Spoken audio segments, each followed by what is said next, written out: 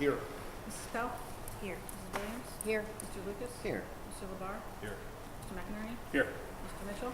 Here. Mr. Matlock? Here. Dr. Zuppert? Here. Mr. Malone? Here. Ms. Pina? Here. And Mrs. Beck? Thanks, Sean. We reached a point in our agenda for our first public participation. Do we have comments or questions from the public this evening?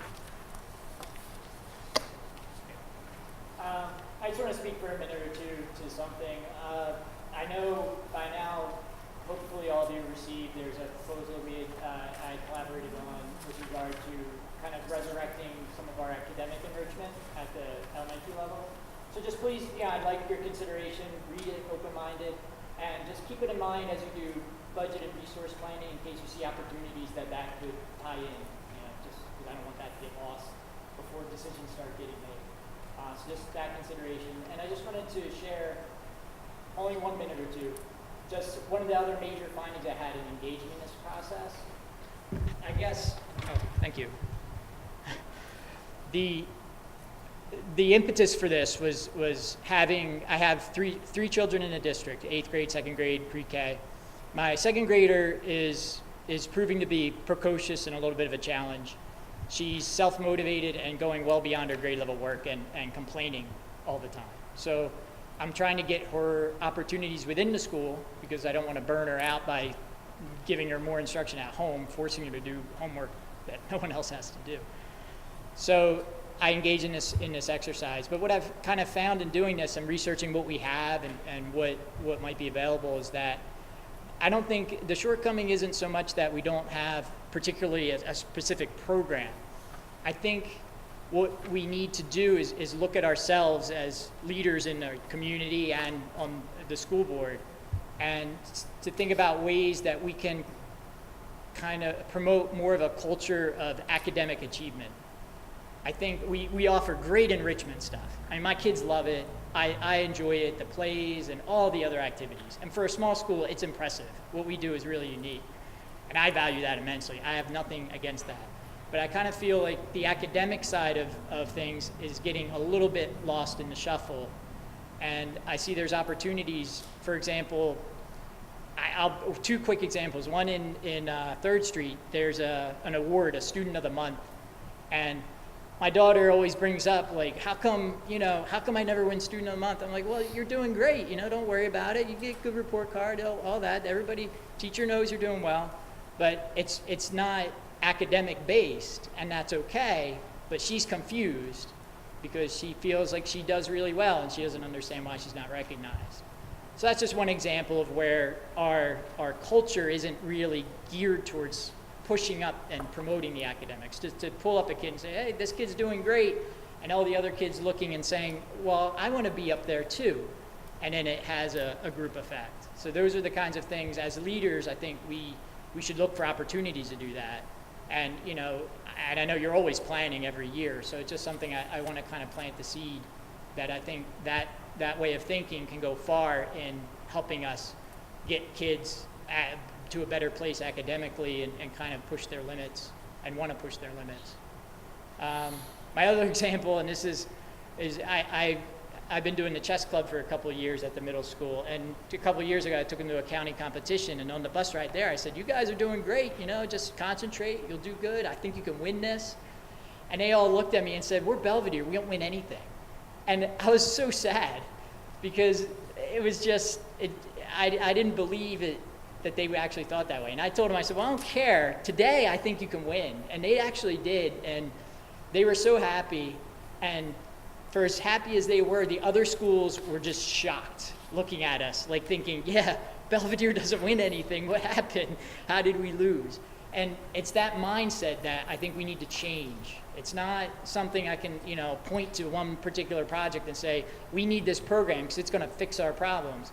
I think we need to look at ourselves as a school of academics first, and one of academic accomplishments. And we have some, and we should celebrate them and make them very apparent to others. I mean, for example, our 7th, 8th grade chess team won their county tournament, but I haven't really seen anything about that. And it's nice because it's made up of kids who aren't typically academic achievers, who are winning at chess. And to them, that's a great thing. I mean, they don't get to experience that in the classroom. So that's the challenge I kind of put forth, is for all of you to think of opportunities that we can promote ourselves as an academic school, our academic achievements, and really celebrate them and get kids on board. Thanks. Just a couple quick things, Mr. Sure. First of all, thank you, Mr. Miller. Your proposal was shared with the entire No, board. that's perfect. So, I do think, and I've talked with Chris about it, that what the next appropriate step is, and I mentioned this to you when we corresponded online, to have a go-through curriculum engaged, which has 5 board members on it, plus myself when I come, so there will be 6 board members there. And I usually attend, not all, but most committee meetings. And get building principal also engaged in the process too, so we can take a look at, like you mentioned, things that we're doing around enrichment, but then how do we take it to the next level? And I think that's what you're advocating for. And I don't think there's a person around this table that would argue against, or argue that that's not something we should be striving for, as a district. Right.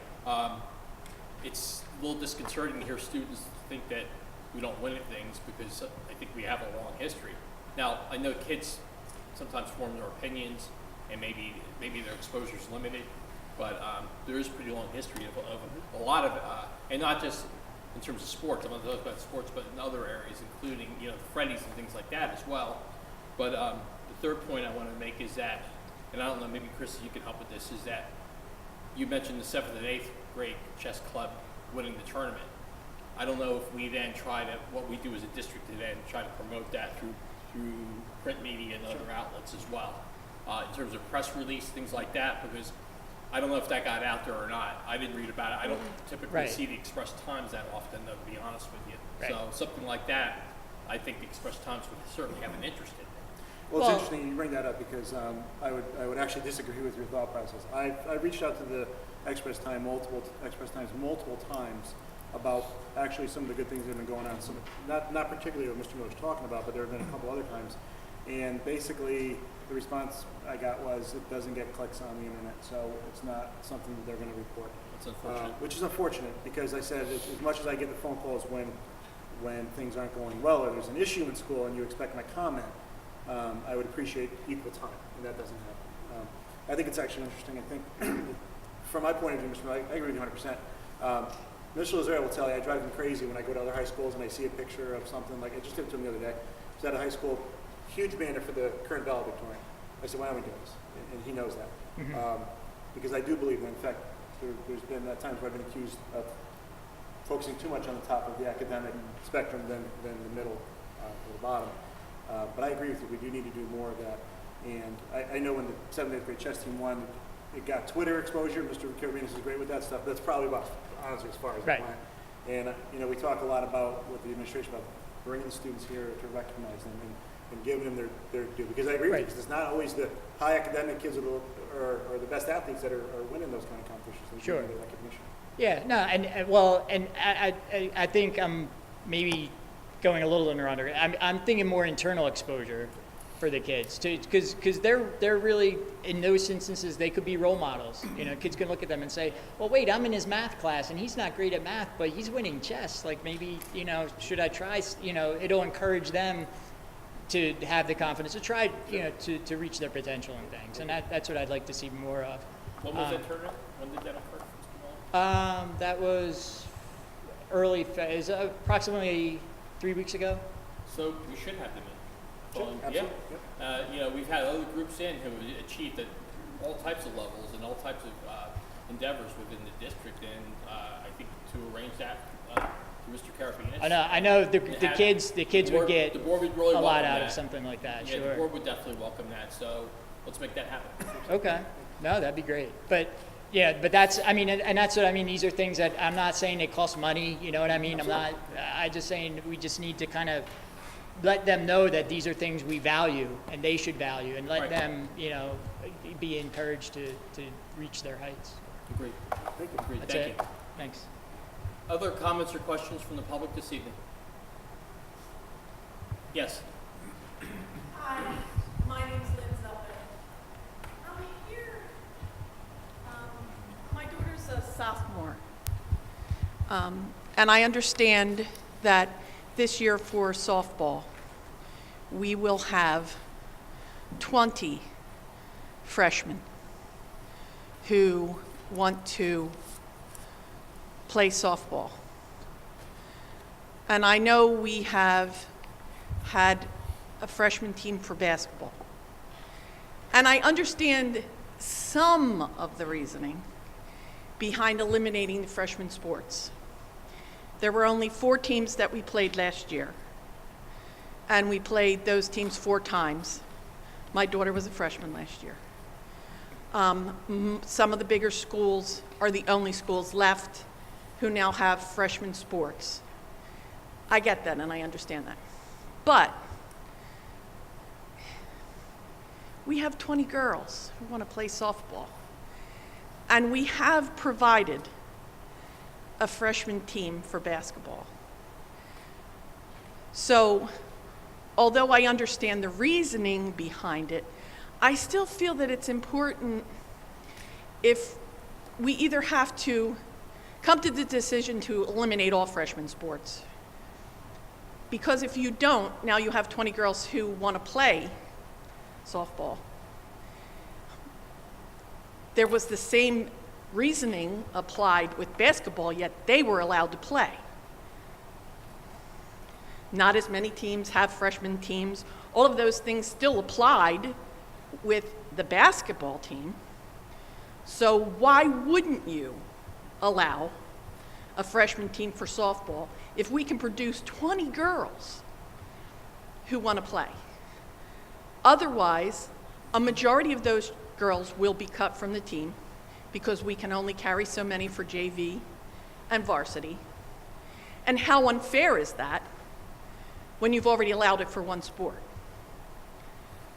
So my hope is, my sincere hope is, that you will look into just how many teams do have freshman softball and how many games could we actually have.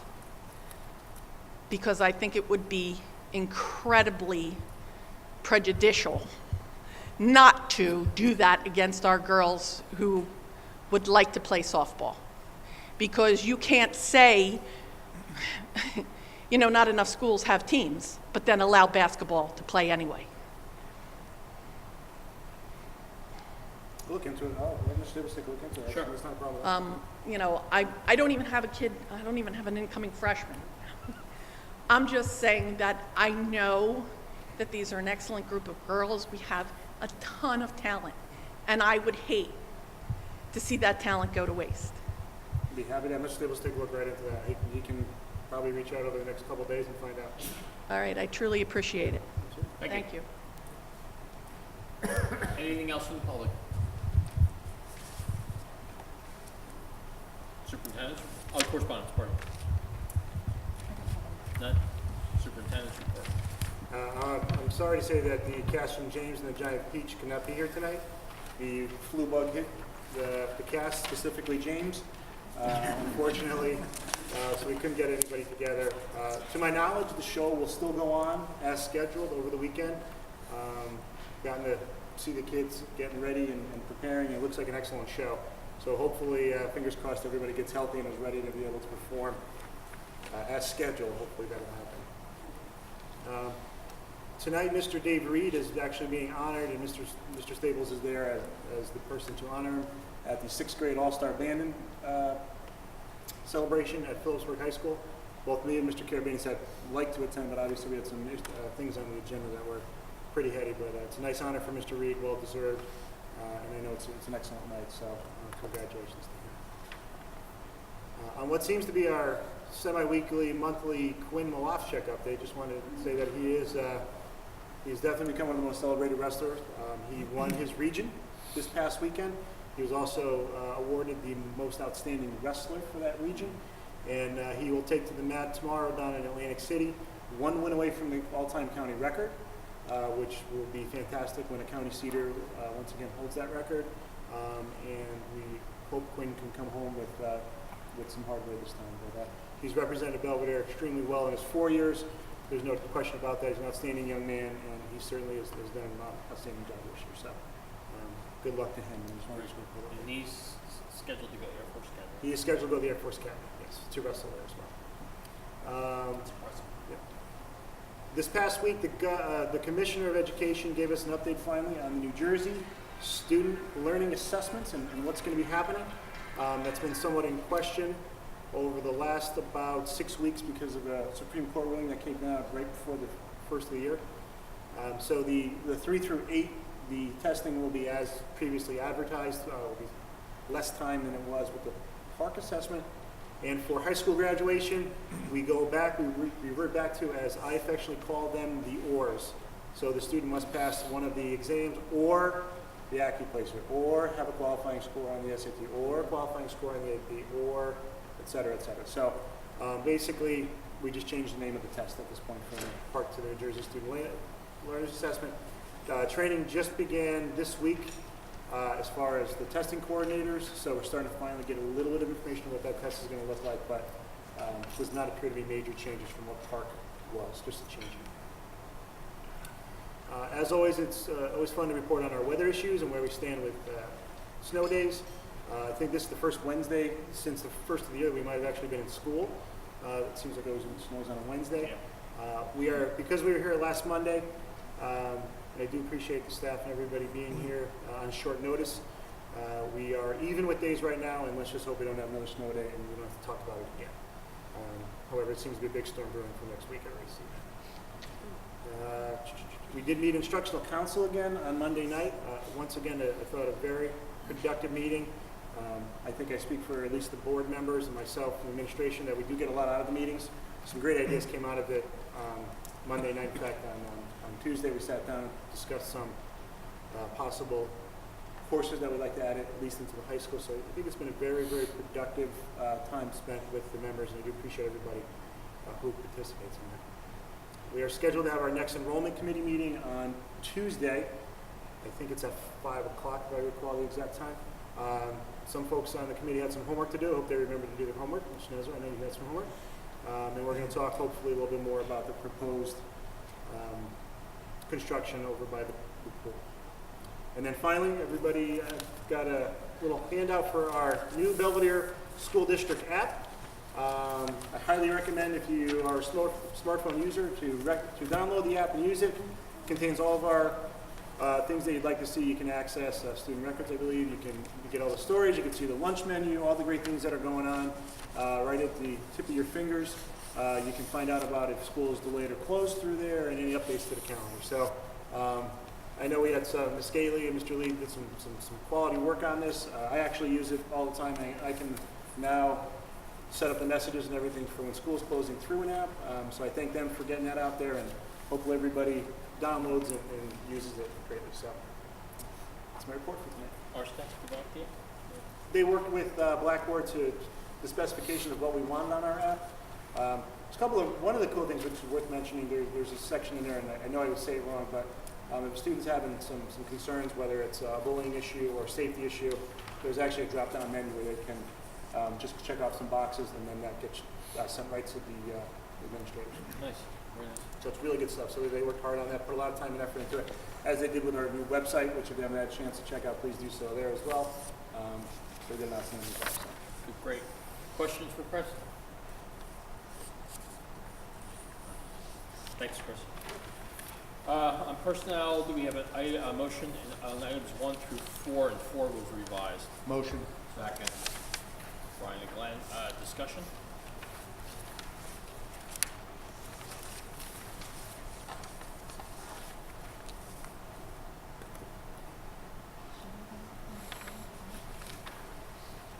Does 3 need to be Don't filled know. in? Does 3 need to be filled in? Chris, do you have a number 3, leave replacement teacher aide? Thank you. We don't have it at the moment? We don't.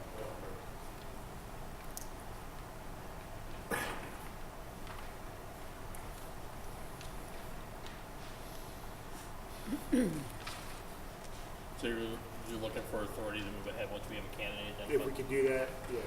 Any objection to that?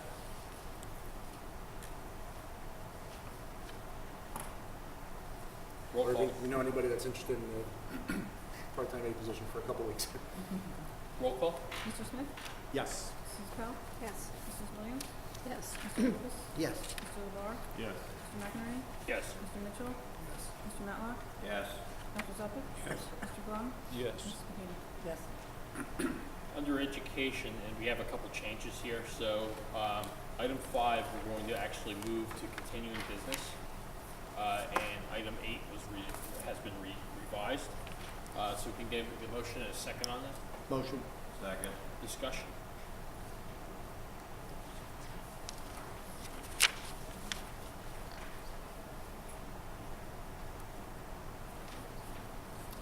Or number 6, do we have to have a shared service agreement per se? Well, yeah, basically, we're gonna begin to work on the contractual language and how that's gonna be in there, what the cost will be to each each district and things like that.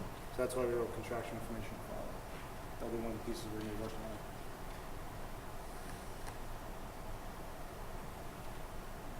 Any other questions? No. Brian?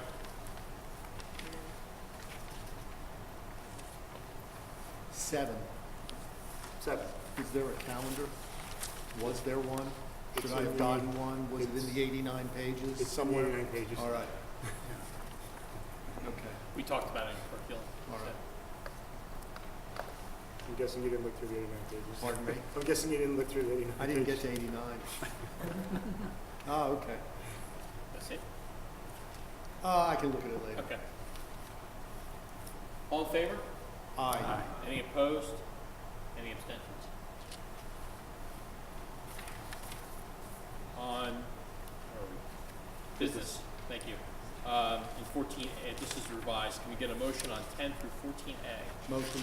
Second. Discussion.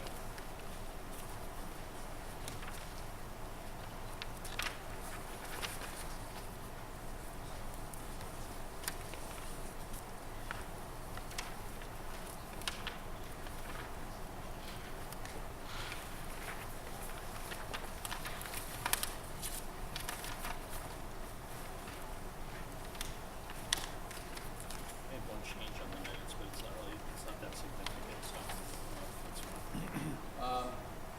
Any questions, discussion? All in favor? Aye. Any opposed?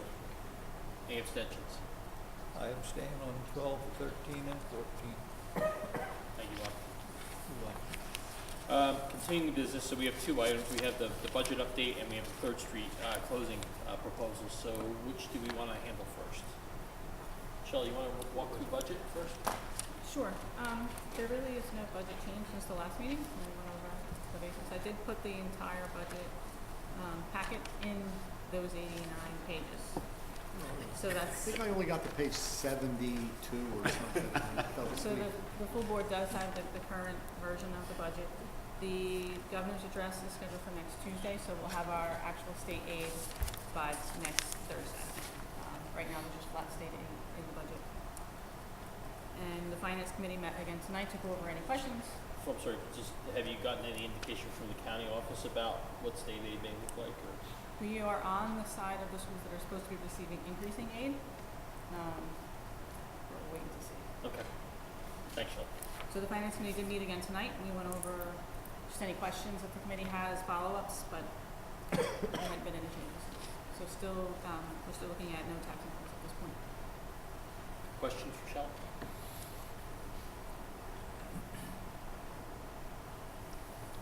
Third Street closure plan. Chris, you want to walk this? Sure. I just handed out a few minutes ago, and there's copies available for the public as well. Just two sheets. One is sort of a quick one-page handout of some of the highlights of one of the reasons why we would like to recommend the shutting of Third Street. You can kind of get a sense of that. The second is, and I apologize for the small font, I printed it off of Excel, just the actual, what the cost savings will look like. So that way everybody has a good understanding of that. We did meet, I know this has been a question, so I think it's appropriate to bring it up now. We met last night, curriculum met, and Mayor Kennedy came to the meeting to discuss the proposed development over by the Belvidere pool in that general area. I appreciate Mayor Kennedy coming out. He was here probably about a half hour, and I thought was pretty forthcoming Agreed. on everything. And the recommendation is that he would recommend we move forward with 3rd Street. They don't anticipate any construction being started until at earliest 2021. And they're only anticipating now, and we're going to get a copy of the report, of around 20, possibly as high as 40, but more like 20 extra students in the buildings. He also isn't 100% sure that it'll actually take place. There's still some hurdles to get over, some permits that need to be done again. Although it does seem like that the developers are a little more interested in doing it this go around as opposed to the other times in the past approximately 15 years that it's been ongoing. So our recommendation is going to be to move forward. Taking Joe at his word, kind of don't feel we're going to be seeing a huge increase in students in the short future. Questions? How much is it going to cost to carry the building after it's, whatever, abandoned or, vacated?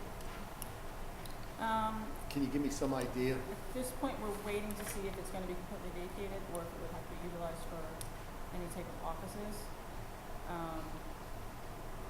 What do you mean? What would dictate that? Yeah. Whether The we need the office. space or not. Yeah. Yeah. So our offices right now, if we need 2 kindergartens next year, Okay. our offices would go. If we don't need 2 kindergartens next year, then we would stay, and then we wouldn't need to go down to 3rd Street. Not that we have to go to 3rd Street specifically, that's obviously an easy option.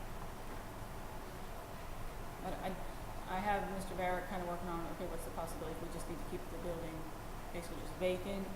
I mean, it still trims many of the costs, but I think there'll be some cost to keeping it, just With have the to drain lights the on? pipes or Yeah. can we not? Yep. I don't know the answer yet. If the building is repurposed, can you look into whether it will have to be ADA compliant as opposed to the waivers that we've received the past, Yeah, we're looking at God knows how long? Yeah. And we talked about, that's a good question, Brian. We did talk about that in curriculum as well. All right. As So- far as the development goes, do you want to go? No, go ahead. How many units are proposed? 232. Single-family dwellings? So the way Joe described it to us last night, and I didn't bring my notes with me, only 8 of the units were going to be 3-bedroom. About 70 were going to be a single bedroom, and the balance, so about 160, 150 something, were going to be 2-bedroom, and he described them as patio-style homes.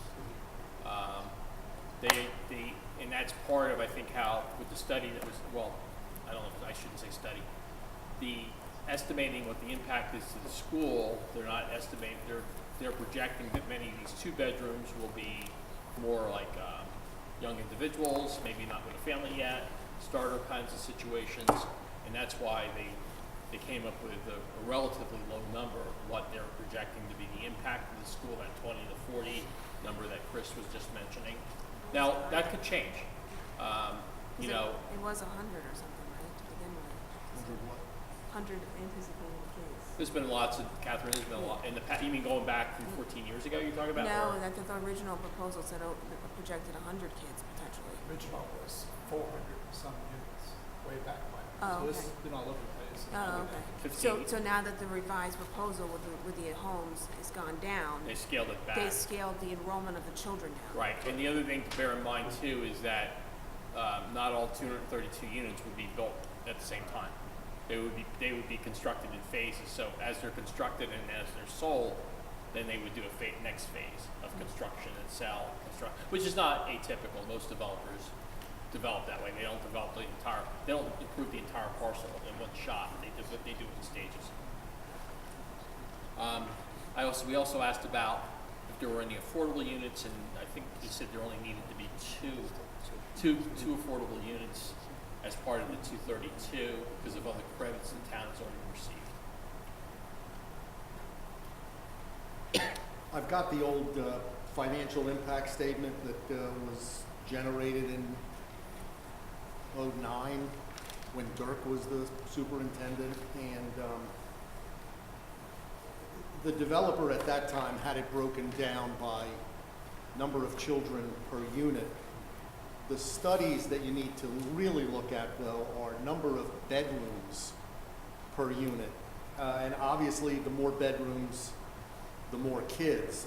That financial analysis that the developer did was critiqued by a resident of Belvidere at the time who was opposed to the development. And they did their own analysis. This is when there were 124 townhouses proposed, 3-bedroom units, and they actually used a New Jersey administrative code site. Yielded 62 public school age children. That's 3 bedrooms with 124 units. If you get up to 4, and I realize that's not what's proposed here, but 4 bedrooms in 124 townhouse units under the regulation would yield 158 students. So we need to be sure about what's being proposed, how many bedrooms, and then apply the New Jersey Administrative Code formula. There is one in Title 6A. We anticipate, Joe did say as soon as they got the report, he would get us a copy of it. Okay. Which he said he expected relatively soon, but he couldn't put a specific date to it. Would the ordinance, I didn't review the ordinance that the town passed, would the ordinance be that descriptive about describing the number, the types of units? Or just, would it be more, would it be broader stroke? I should know. I should know too. Yeah, I think it was, no, I don't want to guess. We should really take a, Yeah. we should, can you ask for a copy of the ordinance? Okay.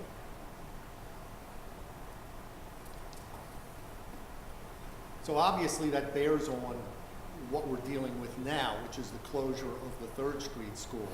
If there is, and I guess it's in this thing here, the colored sheet, how you're going to accommodate extra kids. Okay. So there's been a lot of discussion in curriculum, and Chris has mentioned it, I know, a couple times in board meetings, so it's probably the most in-depth at the last board meeting. But I think between now and when we have to take action, because this is tied to our budget, the budget plan. So if for some reason the board wants to go in a different direction, Shelley needs more time, because obviously then she's got to take paper and pencil. But so I would suggest that whatever questions, and Catherine, I know you had some concerns because I saw your email today too. Mm-hmm. So whatever questions board members may have, to get that information to Chris as quickly as practical, so that we can kind of hash it, just go through it. Does that make sense? Brian, you could quote me that in administrative code, the exact code. I'll give it to you after the meeting. Other questions on that? It's really hard when we don't know what we're gonna do. Catherine, I'm sorry. It's really hard when we don't know what we're doing with the building. It's really, really hard to make that decision. Anything else on that? Okay. New business. Oh, we don't have any other continuing business, correct? Educational Foundation, is that continuing? Is that Continuing, new, yeah. old? I know it's old news. It's over. Trying to get to it. We've been a little busy on other Maybe that should be a standard part of the minutes. Could be. Where we don't even have to raise it. Thanks, Brian. All right. New business? We are asking specifically I am asking to reschedule the May 8th meeting to May 6th. I will be forthcoming and say my son is being inducted into the National Honor Society. That is our budget presentation, and I would prefer to do that a little bit earlier so I can see my son being inducted. I would think, as a superintendent, to not be at an Honor Society induction for one of my children wouldn't look good. So, and Shelley doesn't want to do the budget presentation by herself, so therefore. So that's 7 o'clock Monday? It's a Monday? Monday the 6th, Yeah. Is that one of our meetings? Is that one of our meetings? It's not our meeting. Everyone okay with that? Congratulations to your son. No, it might be negotiated. The other thing on new business too is, and I should have mentioned this in my notes, on my county roundtable on Friday, the Commissioner of Education will be there. General discussion, if you have some questions, so I'll be happy to report back at the next meeting.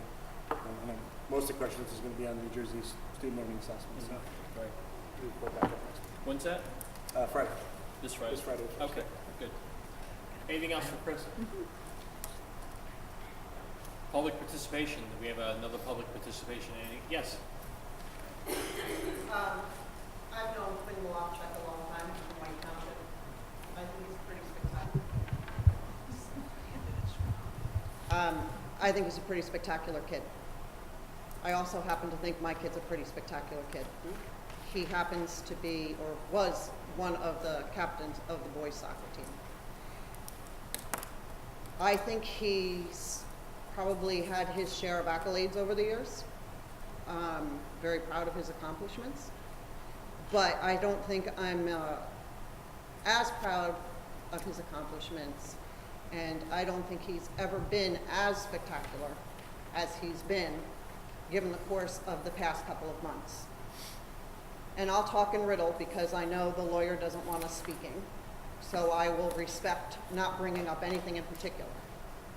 But when my son and her son come to Belvidere High School and daily have to be faced with rumors that have gotten so out of hand, so ridiculous, and so ludicrous, and we come here meeting after meeting, respectfully waiting for some kind of answer, for some kind of decision, for some kind of something, and we get nothing.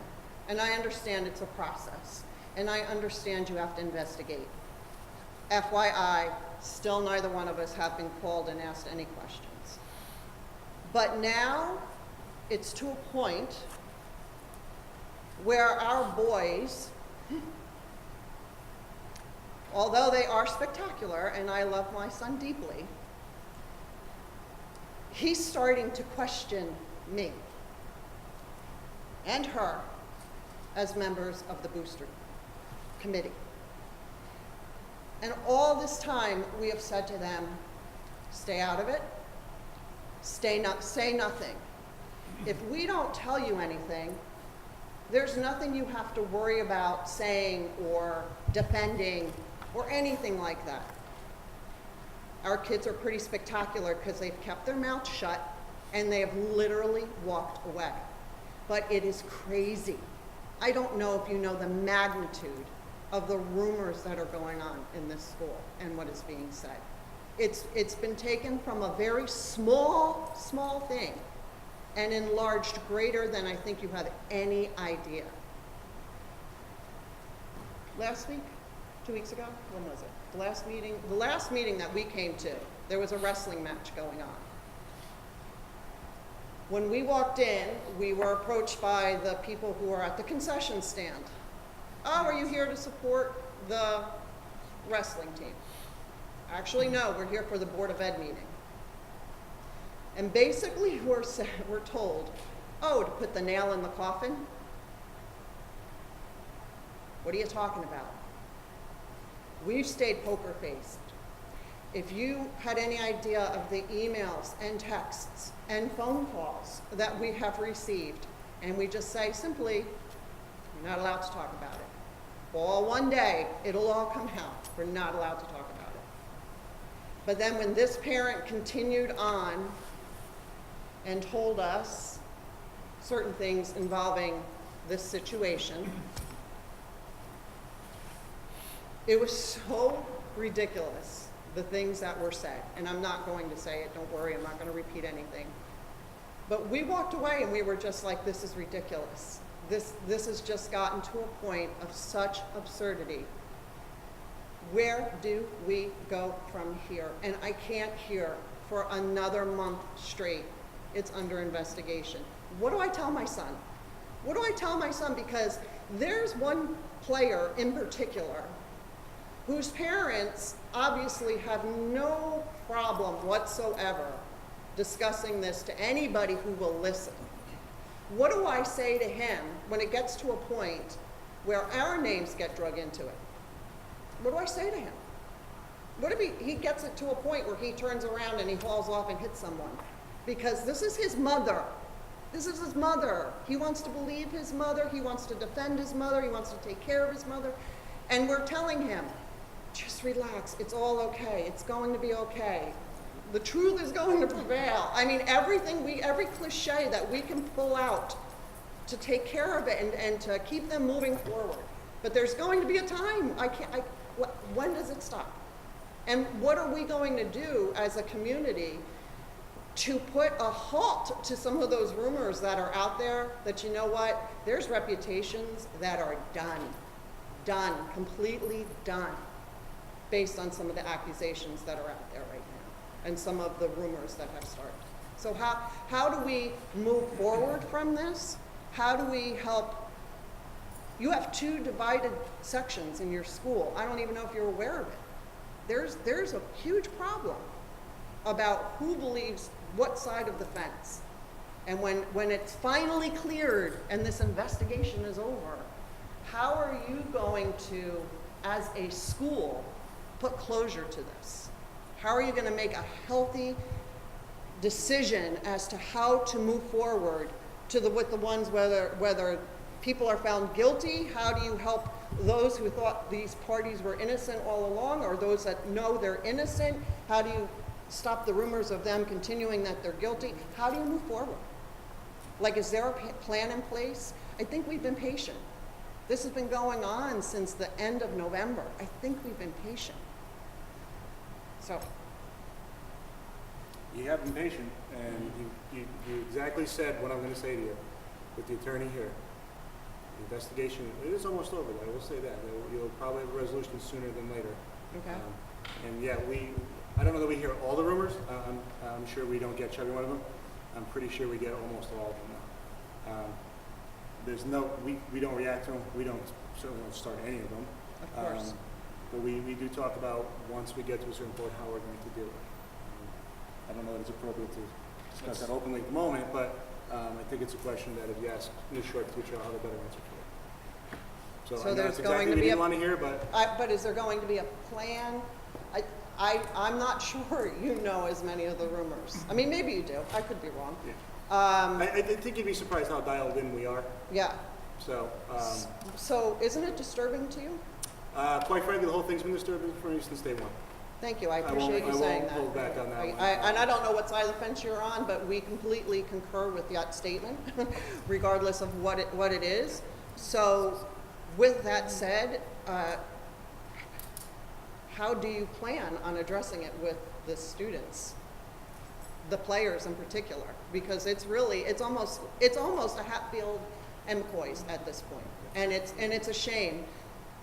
I don't even know how your soccer program moves on after this, because even the players who are going to continue, and the parents, there was another parent there that night, and we just walked away, and I was like, oh my gosh.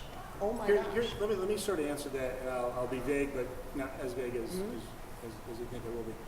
I think the one thing that I can speak for when I talk about certainly the high school administration, and whether it was Mr. Carabinas or Mr. Stables as AD, first and foremost, what they care about most is our students. Mm-hmm. Absolutely. Mm-hmm. We can't adjust rumors from parents. We can't tell parents what to say. We can't do any of that. But absolutely, we can talk to our kids. And I think, but again, my opinion, and hopefully others agree, the one thing that I think we do extremely well is work with our students and make them understand. So when we get to that point where we finally come to a resolution, like you said, one way or the other, I'm positive, I'm sure it won't be myself, but I'm sure Mr. Lazare, Ms. McKinney, Mr. Staples, and probably Mr. Carabinas too, because even though he's not athletic director anymore, still cares greatly. They will meet with the kids. We will talk to them. We will talk to where to go from here. I think With all that's due something. respect, it's just been a long time of being silent. So I'm trying Totally understand that. to say nothing and to try to still make my point. But if you were aware of these rumors that have escalated to such a degree, why didn't you put a stop to them? It's hard for us to talk about it openly. It's I understand, unfortunate. but I think that at some point, listen, I said to my child, you need to not speak about this until it is investigated, until it is spoken about, by the people and the authorities that need to take care of this, you need to walk away. You need to stay silent. You need to not ask us questions. And I can speak for her as well, because obviously we have a great deal of information. Why can't, if you know the rumors are out there, and you know who's saying them, because I know who's saying them, I know you know who's saying them, why can't you call them in and say, enough? You don't have to say anything to them. You don't have to say you're right or you're wrong.